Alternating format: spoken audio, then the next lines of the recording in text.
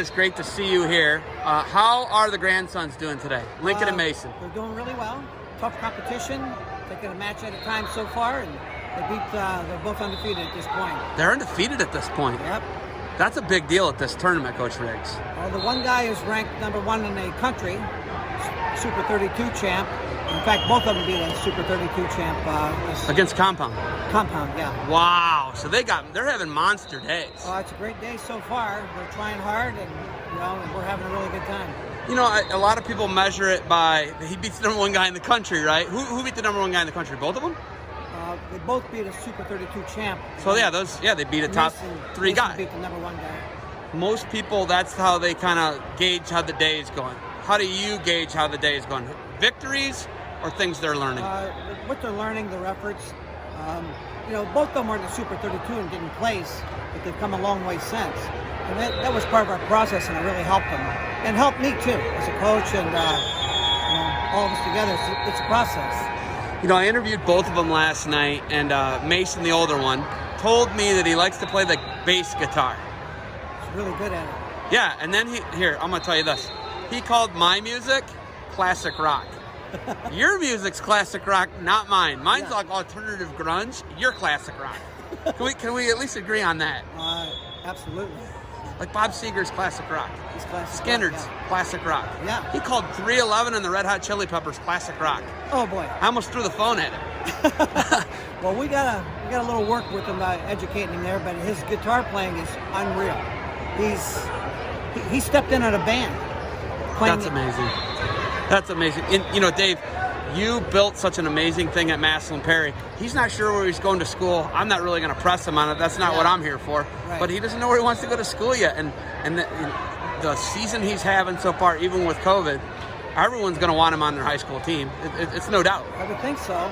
He's having a really good year so far, and he's a hard worker. Wrestling's not his favorite. Probably bass guitar, schoolwork. He loves school. Lincoln having a day too, right? Lincoln's funny.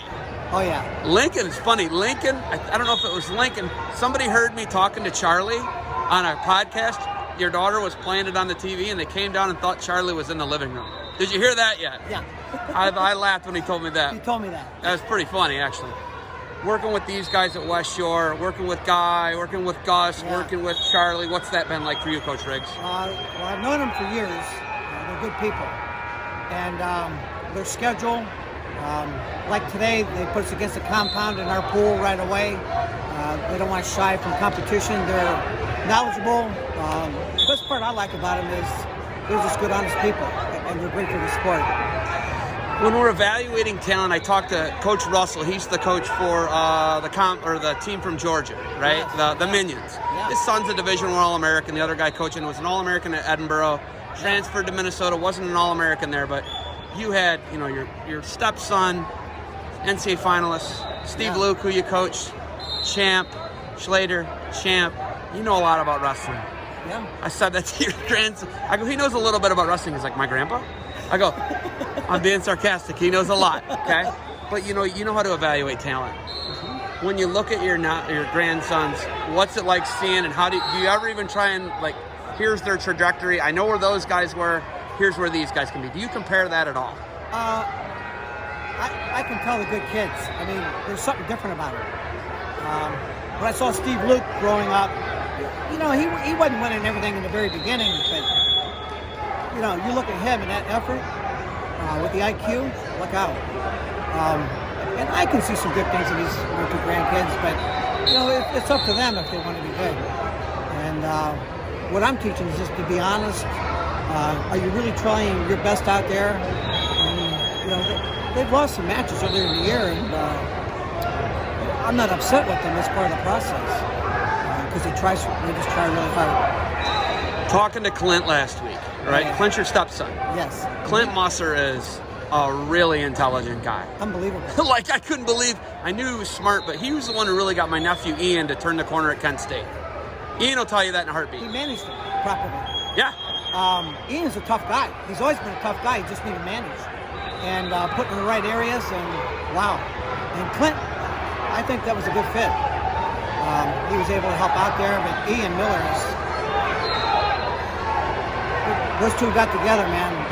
It was different. It was real different. It was fun. Really fun. I remember when he was a little guy, he was like your grandson's age. He was Mason's age. You're like, hey, bring him out down to Perry. We'll get him some workouts. Yeah. And I always liked that about you because you knew he could roll. Oh, yeah. He could roll. He's tough. Yes, still is, actually. There's no doubt. Okay, here's what I got to tell you.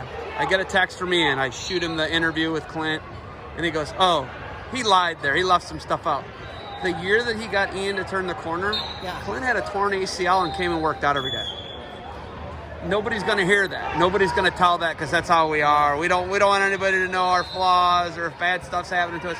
Clint Musser doesn't tell me he had a torn ACL to do that. He just did it. He manned up and he did it, and he helped he changed Ian's life.